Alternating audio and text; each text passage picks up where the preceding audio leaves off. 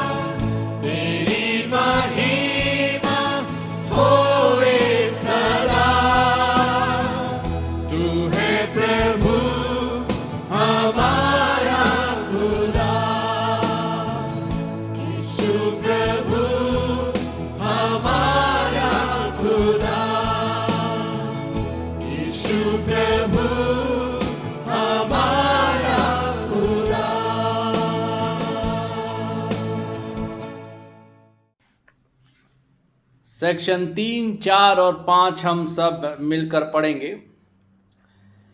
हमारे खुदावन यीशु मसीह का फजल, खुदा की मोहब्बत और रूह कुदूस की शराकत आप सबके साथ होती रहे और आपके साथ भी।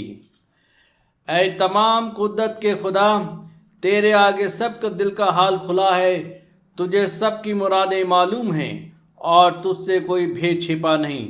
अपने पाक रूह के असर से हमारे दिल के ख्यालों को पाक कर, ताकि हम तुझसे कामिल मोहब्बत रखें और लायक तौर पर तेरे पाक नाम की बड़ाई करें, हमारे खुदावन यीशु मसीह के वसीले से। आमीन। आलम बाला पर खुदा का जलाल और ज़मीन पर उसके लोगों में सुलह। खुदावन खुदा आसमानी बादशाह, तमाम कुदरत के खुदा बाप, हम तेरी परस्तिश करते, तेरा शुक्र करते और तेरे जलाल के लिए तेरी हम्द करते हैं। ऐ खुदावन यीशु मसीह, बाप के इकलौते बेटे, ऐ खुदावन खुदा के बर्रे, तू जहान का गुनाह उठा ले जाता है, हम पर रहम कर। तू बाप के दाहिने बैठा है, हमारी दुआ कबूल कर, क्योंकि यीशु मसीह तू ही कुद्दूस है, तू ही पाक रूह के साथ खुदा बाप के जलाल में आला है। आमीन। आइए हम सब दुआ करें।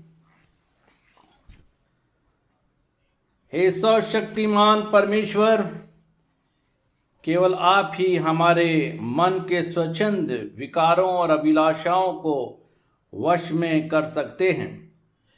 वर दीजिए कि हम उससे प्रेम करें जिसकी आज्ञा आपने दी है, और उसकी अभिलाषा करें जिसको देने का आपने वचन दिया है, ताकि संसार की समस्त बदलती और अनिश्चित बातों में हमारा मन उन बातों पर लगा रहे जिसमें सच्चा आनंद मिलता है। हमारे प्रभु यीशु मसीह के द्वारा, जो आपके और पवित्र आत्मा के साथ एक परमेश्वर हैं और अब तथा सदा सर्वदा जीवित और राज्य करते हैं। आमीन। आइए इस समय हम परमेश्वर के वचन में से सुनेंगे और पुराने नियम में से हमारे लिए पढ़ा जाएगा। यिर्मयाह नबी की किताब, उसका 17वां अध्याय और उसके 5वें पद से 10 पद तक।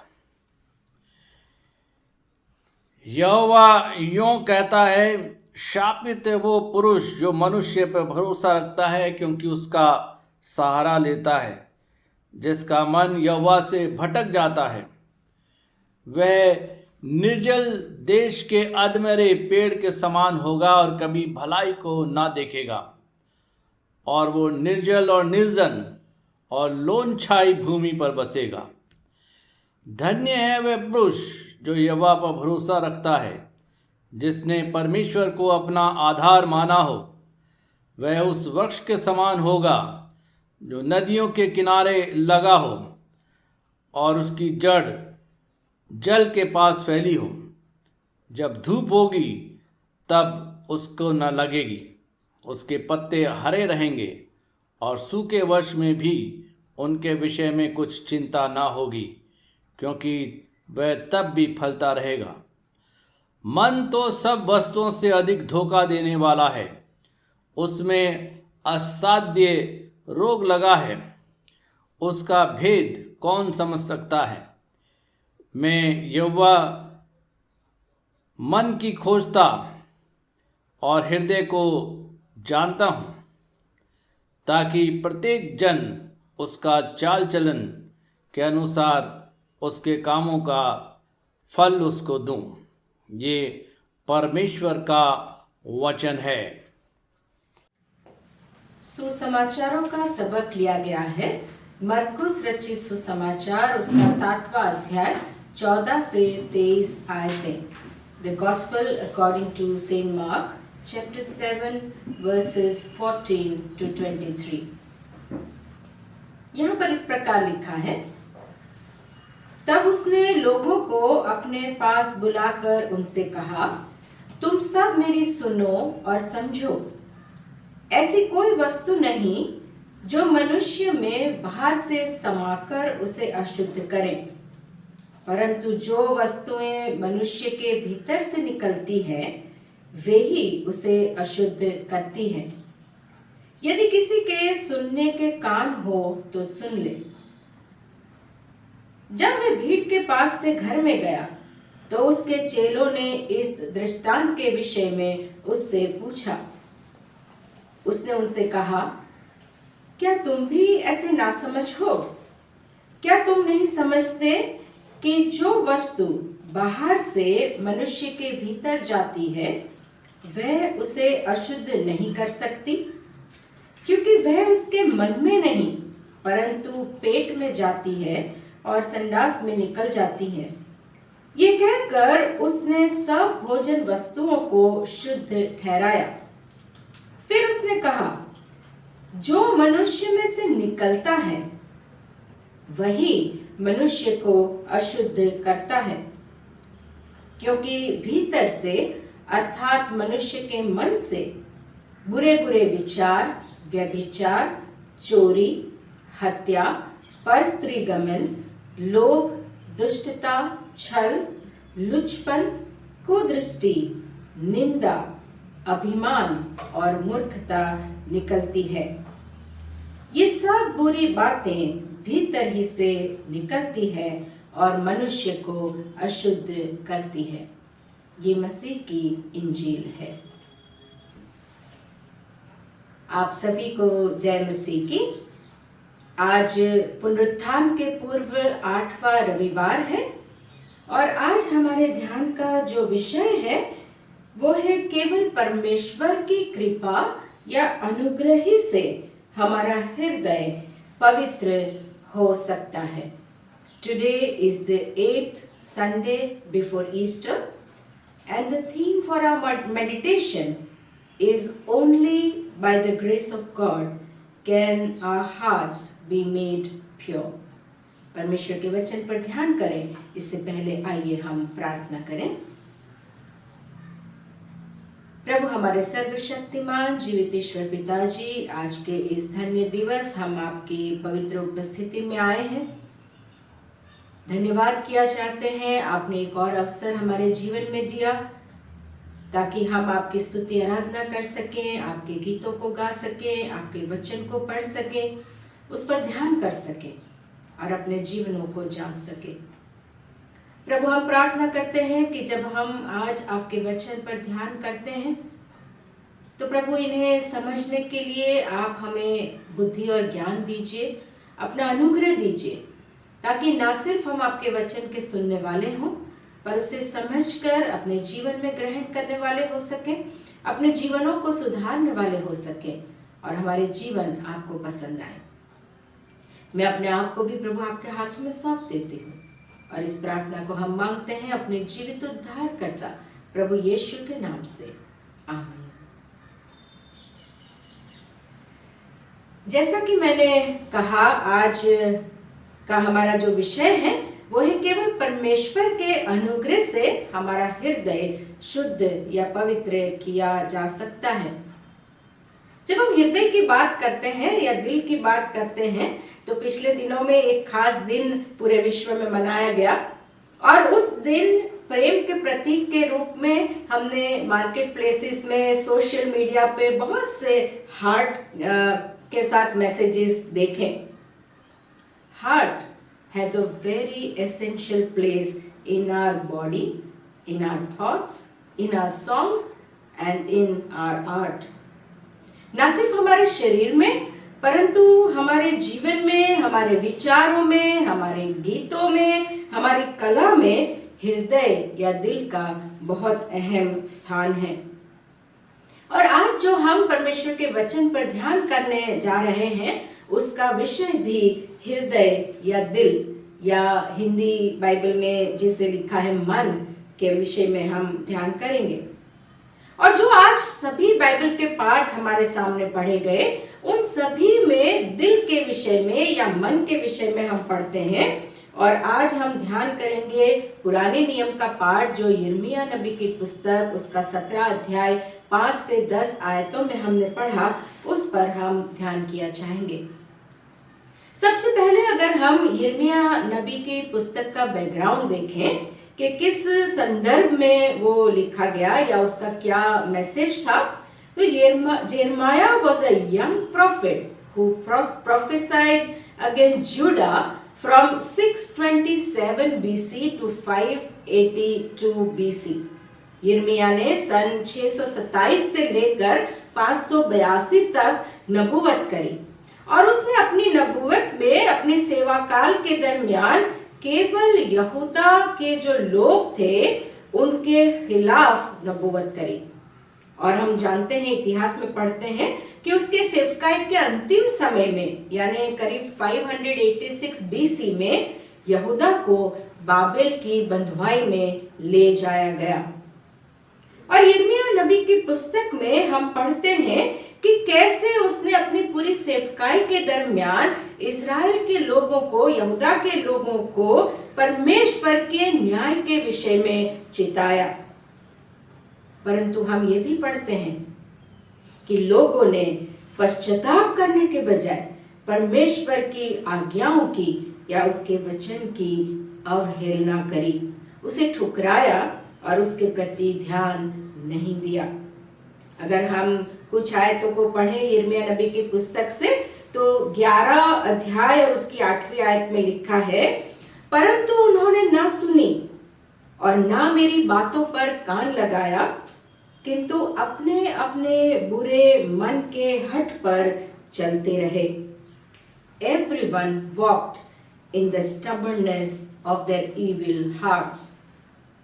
फिर हम पढ़ते हैं 16 अध्याय की 12वीं आयत में, यहाँ लिखा है, और जितनी बुराई तुम्हारे पुरखाओं ने की थी उससे भी अधिक तुम करते हो, क्योंकि तुम अपने बुरे मन के हठ पर चलते हो और मेरी नहीं सुनते।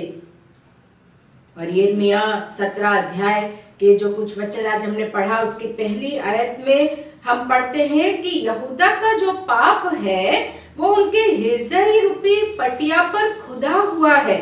Their sins are engraved on the tablet of their hearts। हम सभी ने किसी न किसी वस्तु पर अपना नाम खुदवाया होगा। जो पुराने समय में लोग थे, हम जानते हैं कि जो स्टील के बर्तन होते थे उसमें हम अपना नाम खुदवाते थे। हमारे एक फैमिली फ्रेंड्स हैं जिन्होंने हमें एक लकड़ी की नेम प्लेट दी है जिसमें हमारा नाम बहुत सुंदर तरीके से खुदवाया हुआ है। पिछले सप्ताह में चर्च ऑफ नॉर्थ इंडिया ने सत्य निकेतन स्कूल ऑफ थियोलॉजी का इनॉग्रेशन किया नागपुर में, और वहां भी एक स्टील के प्लेट पे बड़े सुंदर तरीके से इस स्कूल का और जो हमारे मॉडरेटर साहब ने उसका इनॉग्रेशन किया उनका नाम खुदवाया गया। कोई भी लिखाई जब खुदवाई जाती है तो वो जिस पर खुदवाई जाए उस पर बहुत गहराई तक जाती है और वो हमेशा तक या बहुत लंबे समय तक बनी रहती है। और जब परमेश्वर हमारे हृदय के पटिया पर जो खुदवाने की बात करते हैं तो परमेश्वर के वचन में हमें मालूम होता है कि क्या बातें हैं जो परमेश्वर चाहते हैं कि हम अपने हृदय की पटिया पर खुदवाएं। हम पढ़ते हैं सबसे पहले नीति वचन की पुस्तक उसका 3 अध्याय और 3 आयत में लिखा है, कृपा और सच्चाई को अपने हृदय रूपी पटिया पर लिखना। Let the steadfast love and faithfulness be written on the tablet of your hearts। फिर आगे यहाँ नीति वचन उसका 7वां अध्याय और 3 आयत में हम पढ़ते हैं, यहाँ लिखा है, मेरी आज्ञाओं और मेरी शिक्षाओं को अपने हृदय के पटिया पर लिख ले। Write my commandments and my teachings on the tablet of your heart। परमेश्वर चाहते हैं कि हम उनकी सच्चाई को, उनकी आज्ञाओं को, उनकी शिक्षा को अपने हृदय के पटिया पर लिखें या खुदवाएं। But sadly, we read in Jeremiah chapter 17 verse 1 that the sins of people were engraved in the hearts. परमेश्वर के लोगों के दिलों में उनके पाप खुदवाए हुए थे. Human heart. जब हम हृदय की बात करते हैं, जब हम दिल की या मन की बात करते हैं, तो इसी अध्याय के 9वीं आयत में लिखा है कि मन तो सब वस्तुओं से अधिक धोखा देने वाला होता है. उसमें असाध्य रोग लगा है और उसका भेद कौन समझ सकता है. जब यहाँ पर यिर्मयाह नबी हृदय की या दिल की बात करता है, तो वो पहले कहता है कि उनके दिलों के पटिया पर पाप खुदे हुए हैं, और कहता है कि दिल ऐसा वो वस्तु है जो सबसे अधिक धोखा देने वाला है, उसे कौन समझ सकता है. और इन दोनों वर्सेस के बीच में, इन दोनों वचनों के बीच में वो एक तुलना हमारे सामने रखता है, जो अलग अलग प्रकार के दो दिल का वर्णन किया गया है. He compares two different types of hearts in between from verses 5 to 8. 5 से 8 आयतों में वो दो अलग अलग तरह के दिल की या मन की बात बताते हैं. एक वो मन है, एक वो दिल है जो यहोवा से भटक जाता है, वो श्रापित है. और दूसरी तरफ एक वो दिल है, वो हृदय है, वो मन है जो यहोवा पर भरोसा रखता है, वो आशीषित है, वो धन्य है. केवल दो तरह के हृदय की बात है. एक वो जो परमेश्वर से भटक गया है, वो श्रापित है, और वो जो परमेश्वर पर भरोसा रखता है, वो धन्य है, वो आशीषित है. The heart that turns away from the Lord is cursed, and the heart that trusts in the Lord is blessed. और यहाँ पर यिर्मयाह नबी जो तुलना दर्शाते हैं, वो कुछ इसी तरह की है जो भजन संहिता उसके पहले भजन में हमें देखने को मिलती है. और यहाँ पर इन दोनों तरह के हृदय की या मनुष्य की तुलना यिर्मयाह नबी एक वृक्ष के साथ करते हैं. अगर हम 5 और 6 आयतें पढ़ें, तो यहाँ पर लिखा है, यहोवा यूं कहता है, श्रापित है वह व्यक्ति जो मनुष्य पर भरोसा रखता है और उसका सहारा लेता है, जिसका मन यहोवा से भटक जाता है. और वो कैसा व्यक्ति है, किस तरह से तुलना है, वो निर्जल देश के अधमरे पेड़ के समान होगा और निर्जन तथा लोन छाई भूमि पर बसेगा. ये ऐसा व्यक्ति है, उसके समान है जो कि एक अधमरा पेड़ है और जो निर्जन, निर्जल और लोन छाई भूमि पर बसेगा. This person will be like a shrub in the desert. He or she will dwell in the parched places of the wilderness. किसी भी वृक्ष के लिए सबसे आम, सबसे जरूरी बात होती है जमीन को, वो कैसी जमीन पर लगाया जाता है. और यहाँ पर जिस जमीन का वर्णन किया गया है वो है निर्जन, निर्जल और लोन छाई, जिसमें कोई भी पौधा जड़ नहीं पकड़ सकता. The ground is dry, dusty, shallow, unstable and lonely. Very adverse ground to have strong, deep roots. Secondly, there will be always lack of water and other natural resources. क्योंकि ये निर्जल देश में है, यहाँ हमेशा पानी की कमी रहेगी. और जाहिर है कि जब जमीन अच्छी नहीं होगी, जब एक वृक्ष को बढ़ने के लिए जिन रिसोर्सेज की जरूरत है, पानी की जरूरत है, वो उसे नहीं मिलेगा, तो वो वृक्ष या वो पेड़ वृद्धि नहीं पाएगा और वह अधमरा रह जाएगा और ना ही उसमें फल आएंगे. It will not see any good and have a very short-lived life. भजन संहिता उसके पहले भजन और 4 आयत में ऐसे व्यक्ति के लिए लिखा है कि जो दुष्ट लोग हैं, वो उस भूसी के समान है जो पवन से उड़ाई जाती है. यदि वो एक आध सीजन टिक भी जाए, तो भी लंबे समय तक नहीं रह पाएंगे। The life of a shrub will be lack of survival, lack of resources, harsh circumstances, lack of productivity, and short-lived prosperity. On the contrary, we find in verses 7 and 8, which presents a fruitful tree.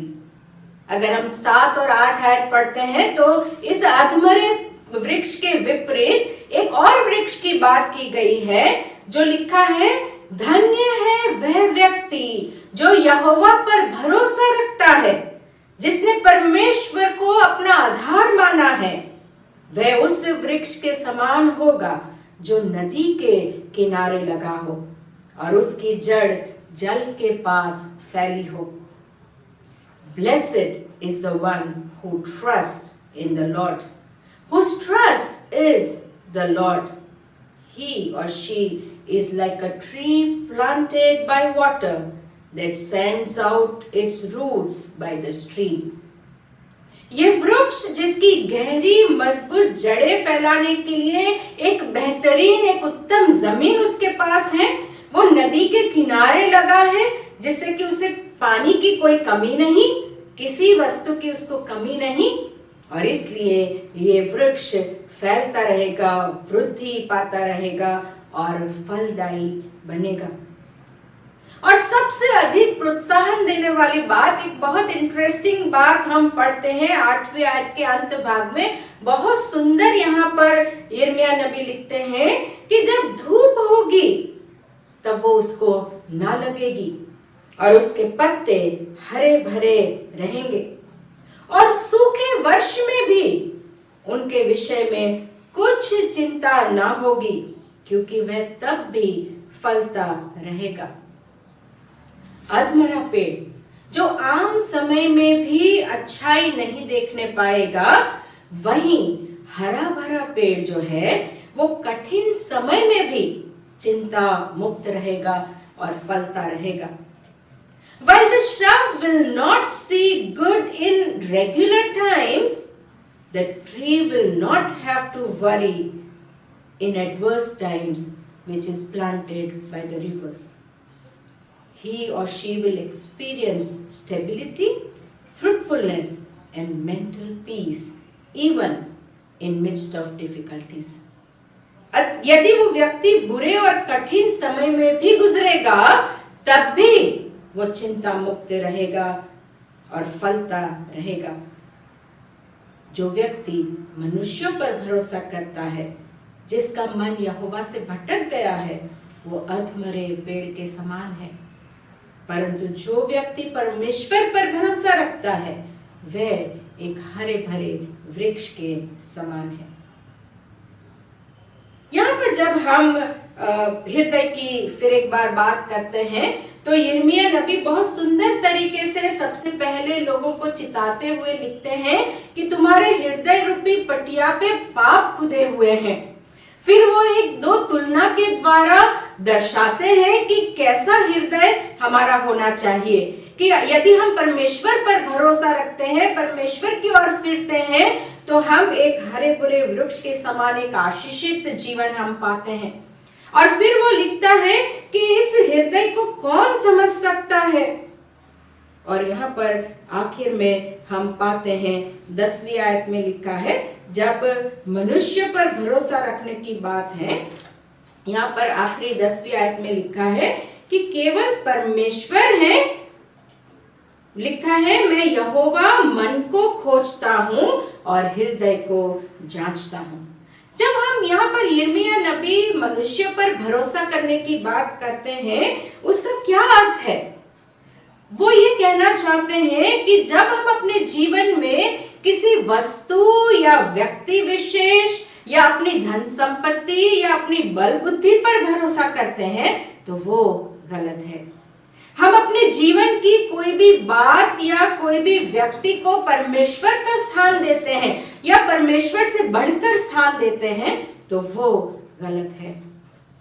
यदि हमारा हृदय परमेश्वर से दूर है, यदि हम परमेश्वर पर विश्वास नहीं करते हैं, या हम सोचते हैं कि हमें परमेश्वर की आवश्यकता नहीं, परमेश्वर की जरूरत नहीं है, तो वो गलत है और हम उस अधमरे पेड़ के समान है। We cannot replace God with anything or anyone in our lives. जब हम अपने दिलों में परमेश्वर को छोड़ अन्य बातों को या किसी व्यक्ति विशेष को या अपनी धन संपत्ति को या अपने बल बुद्धि को प्राधान्य देते हैं, प्रायोरिटी देते हैं, तो हमें सोचने की जरूरत है, अपने हृदय को जांचने की जरूरत है। क्योंकि जब हम मनुष्य के दिल की बात करते हैं तो 9वीं आयत में यिर्मयाह नबी लिखता है, मन का भेद कौन समझ सकता है। कई बार हम नहीं समझ पाते कि दूसरों के दिलों में या कोई व्यक्ति अपने दिल में क्या सोच रहा है, या कई बार हम अपने आप अपने दिल में क्या बातें चल रही हैं हम नहीं जान पाते। किसी ने एक बार किसी जोकर से पूछा कि तुम हर समय मास्क क्यों पहनते हो, तुम्हारा असली चेहरा हम कभी देख नहीं पाते। और उस जोकर ने हंसकर कहा, जनाब मास्क तो सभी पहनते हैं, केवल मेरा दिखता है।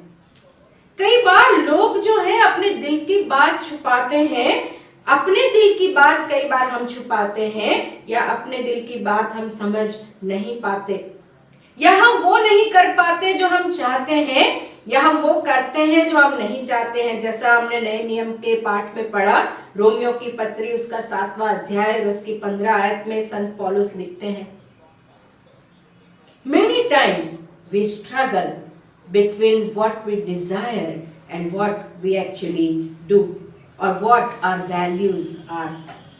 हमारी सोच, हमारी समझ, हमारे कार्य सीमित है, लेकिन यहाँ पर यिर्मयाह नबी 10वीं आयत में लिखते हैं कि परमेश्वर के लिए ऐसी कोई सीमा नहीं।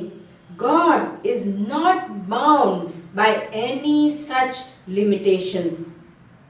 वो तो केवल हमारे हृदय को जांचते हैं। वो हमें बाहरी रूप से नहीं देखते, पर वो हमारे हृदय को देखते हैं, जहां से अच्छाई या बुराई उत्पन्न होती है। और इसीलिए यहाँ प्रभु यीशु कहते हैं, जो सुसमाचार का सबक हमने पढ़ा, मरकुस रचित सुसमाचार उसका 7वां अध्याय 20 से 23 आयतों में, जो मनुष्य में से निकलता है वही मनुष्य को अशुद्ध करता है। और वो क्या है? मन के बुरे बुरे विचार, व्यभिचार, चोरी, हत्या, परस्त्रीगमन, लोभ, दुष्टता, छल, लुचपन, कुदृष्टि, निंदा, अभिमान, मूर्खता और ऐसी कई चीजें जो हमारे मन से, हमारे दिल से, हमारे भीतर से उत्पन्न होती है, निकलती है, वो हमारे हृदय को परमेश्वर से दूर कर देती है। वो हमारे हृदय को, हमारे जीवन को अशुद्ध कर देती है। और इसीलिए परमेश्वर हमारे हृदय को जांचते हैं। पहला शमूएल उसके 16 अध्याय और उसकी 7वीं आयत के अंत भाग में लिखा है, क्योंकि यहोवा का देखना मनुष्य का सा नहीं है। मनुष्य तो बाहर का रूप देखता है, परंतु यहोवा की दृष्टि मन पर रहती है। Lord looks on the heart. और यहाँ 10वीं आयत में भी यिर्मयाह नबी भी यही बात लिखते हैं, मैं यहोवा मन को खोजता हूँ और हृदय को जांचता हूँ। I the Lord search the heart and test the mind, ताकि प्रत्येक जन को उसकी चाल चलन के अनुसार अर्थात उसके कामों का फल दूं। केवल इतना ही नहीं, परमेश्वर चाहते हैं कि हमारा मन बदल जाए, हमारा हृदय बदल जाए, परमेश्वर के पास आए, ताकि हम उनको जान सके, उनकी इच्छा के अनुसार अपने हृदयों को बना सके।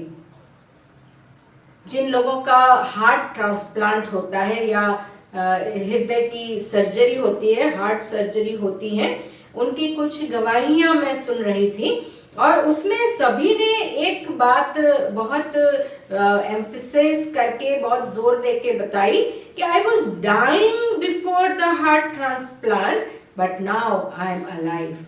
जब मेरा दिल बदला गया, हार्ट ट्रांसप्लांट हुआ, उससे पहले मैं मर रहा था या मर रही थी, पर अब मैं जीवित हूं।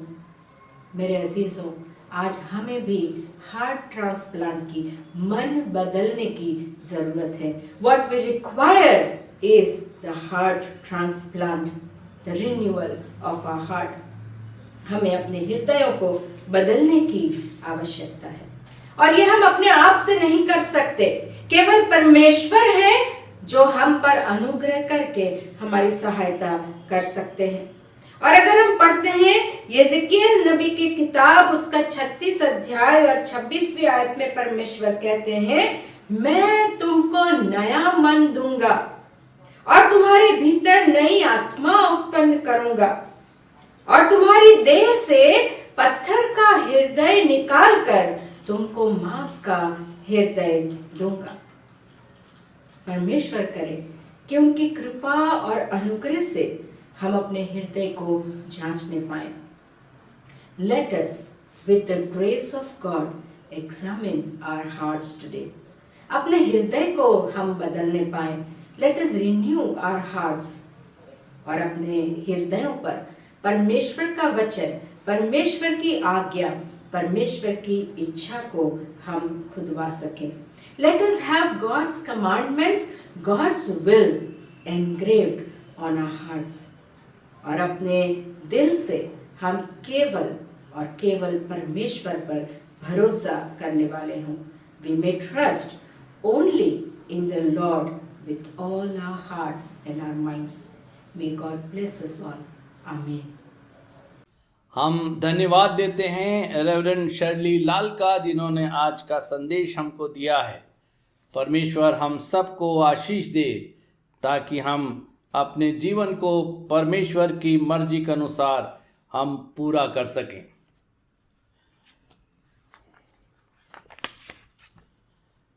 आइए इस समय हम सब अपने ईमान का इकरार करेंगे और नीकिया का विश्वास वचन, नीकिया का अकीदा हम सब साथ मिलकर पढ़ेंगे। हम एक खुदा कादिर मुतलक बाप पर ईमान रखते हैं। वह आसमान और ज़मीन और सब देखी अनदेखी चीज़ों का खालिक है। हम एक खुदावन यीशु मसीह पर ईमान रखते हैं, जो खुदा का इकलौता बेटा, वह अज़ल से बाप से मौलूद, खुदा से खुदा, नूर से नूर, हकीकी खुदा से हकीकी खुदा, मसनू नहीं बल्कि मौलूद है। उसका और बाप का एक ही जौहर है। उसके वसीले से कुल चीज़ें बनी। वह हम इंसानों के लिए और हमारी नजात के वास्ते आसमान पर से उतर आया।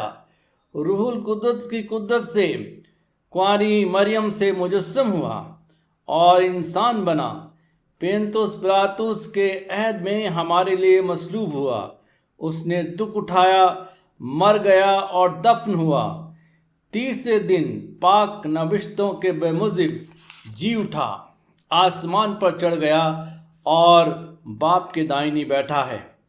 वह जलाल के साथ जिंदों और मुर्दों की अदालत के लिए फिर आएगा और उसकी सल्तनत कभी ख़त्म ना होगी। हम रूहुल कुदुस पर ईमान रखते हैं, जो खुदावन है और ज़िंदगी बख्शने वाला है। वह बाप और बेटे से सादिर है। उसकी बाप और बेटे के साथ परिश्तो ताज़ीम होती है। वह नबियों की ज़बानी बोला। हम एक पाक कैथोलिक और रसूली कलीसिया पर ईमान रखते हैं। हम एक बपतिस्मे का जो गुनाहों की माफ़ी के लिए है इकरार करते हैं और मुर्दों की क़यामत और आइंदी जहान का इंतज़ार करते हैं। आमीन। आइए इस समय हम सब सिफारशी दुआओं में जाएंगे और इस समय हमारे लिए सिफारशी दुआएं पेश की जाएंगी। सिफारशी दुआएं। आइए हम सब इंसानों के लिए दुआ करें। अपनी दुआओं को खुदावंद यीशु मसीह की दायमी सिफारिश के साथ पेश करें। आया आसमानी बाप, हम तुझसे दुआ करते हैं कि सारे जहान में इंसाफ और सुलह कायम हो और हर इंसान बहुत आयत से ज़िंदगी पाए। आए रहीम खुदावंद हमारी दुआ सुन। हम उन सब के लिए जो शहर में बसते हैं, उन तमाम बातों को दूर करने के लिए भी जो एक दूसरे में फूट और झगड़े पैदा करती हैं, ताकि हमारे मुल्क में सच्ची एकता और मेल मिलाप की तरक्की हो। आए रहीम खुदावंद हमारी दुआ सुन। उन सब के लिए जो खेती बाड़ी, उद्योग धंधे या व्यापार में लगे हुए हैं, सब मज़दूरों और कारीगरों के लिए, और उन सारे लोगों के लिए भी जो हमारी ज़रूरतों को पूरा करते हैं। आए रहीम खुदावंद हमारी दुआ सुन। तमाम उस्तादों, पढ़ने वालों, साइंसदानों, लेखकों, हुनरमंदों और उन सब के लिए भी जो दूसरे लोगों को दिलो दिमाग पर असर डालते हैं। आए रहीम खुदावंद हमारी दुआ सुन। उन सब के लिए जो दुख या तकलीफ़ उठा रहे हैं, जो बेरोज़गार हैं, गरीब और भूखे हैं, मोहताज या कुचले हुए हैं, जो बीमार हैं या मरने के करीब हैं, उन सब के लिए भी जो उनकी मदद करते हैं। आए रहीम खुदावंद हमारी दुआ सुन।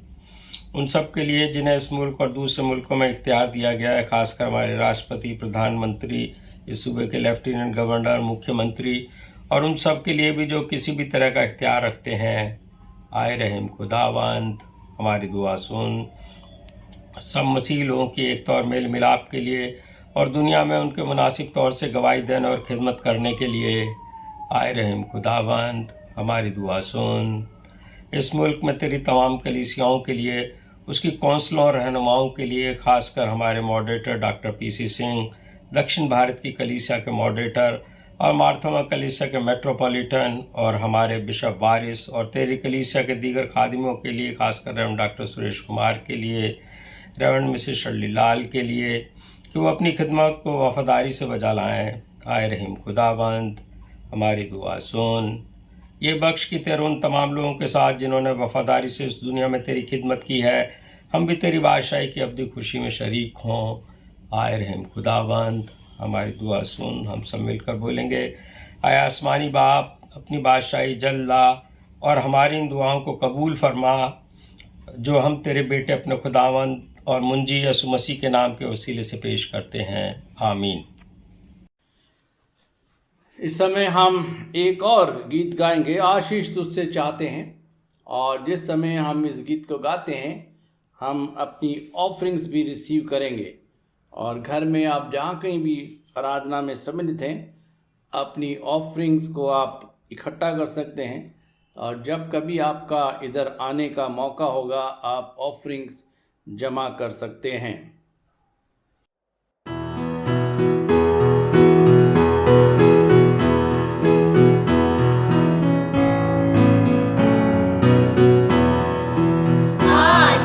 तुझसे चाहते हैं, हे स्वर्ग पिता हम आते हैं। आशीष तुझसे चाहते हैं, हे स्वर्ग पिता हम आते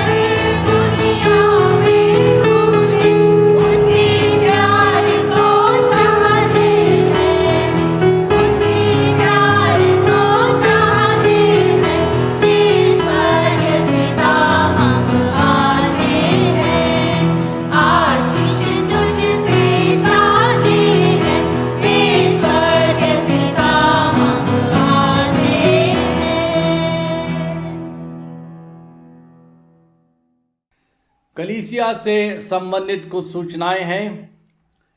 एक बार फिर आप सबका इस आराधना में स्वागत है।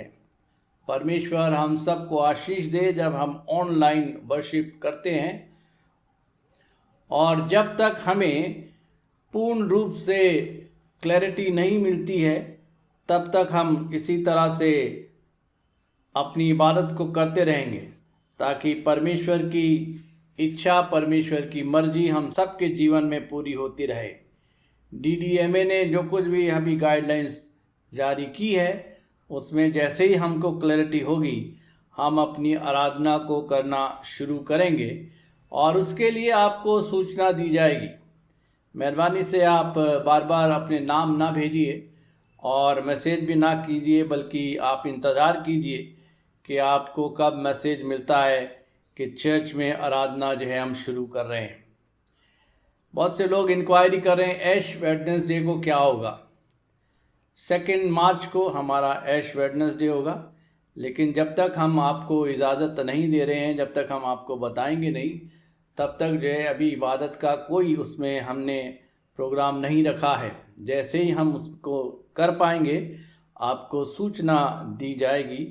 तो मेहरबानी से प्रार्थना कीजिए और धैर्य के साथ इस बात का इंतज़ार कीजिए। हमारा ऑफिस जो कि हर दिन यानी कि पूरे वीक खुला रहता था, सिर्फ बुधवार के दिन जो है हमारी छुट्टी रहा करती थी। अब ऑफिस जो है वो वीकडेज में नहीं खुलेगा, केवल सैटरडे और संडे को आप लोगों को मौका होगा कि आप अपनी ऑफरिंग्स और जो कुछ भी आप डोनेशंस जमा करना मांगते हैं आप कांटेक्ट कीजिए, और आप मिस्टर सरकार से भी कांटेक्ट कीजिए कि किस समय वो अवेलेबल हैं, उसी समय पर आकर आप जमा कर सकते हैं।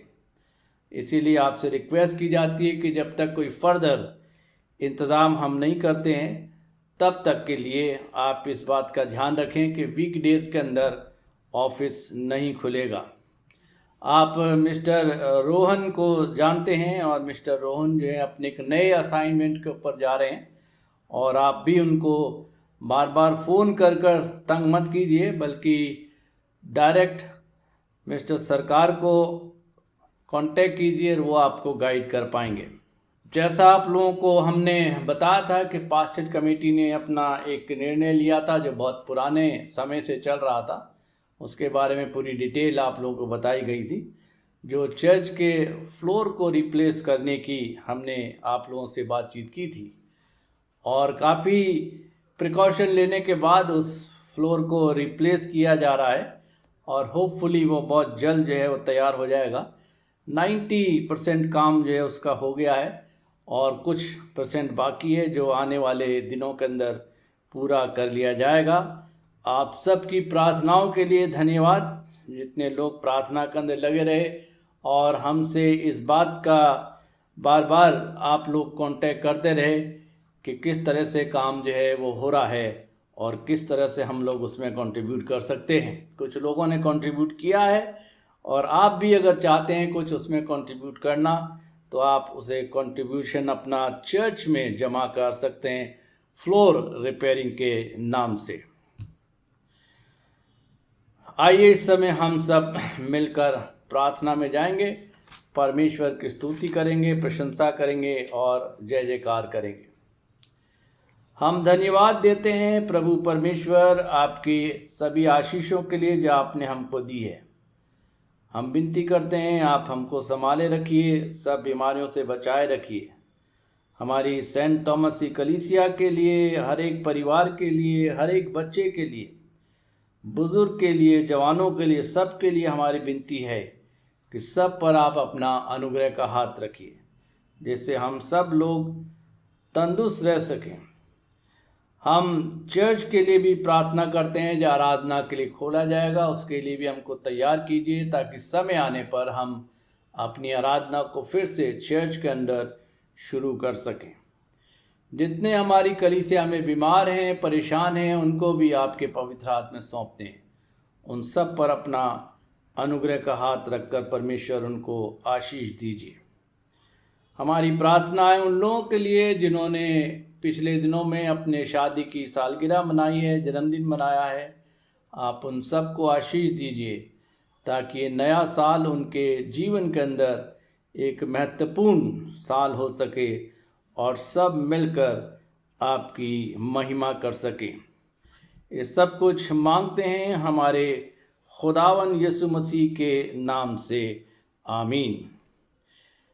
ऐ हमारे आसमानी बाप, तेरा नाम पाक माना जाए, तेरी बादशाही आए, तेरी मर्जी जैसे आसमान पर पूरी होती है ज़मीन पर भी हो।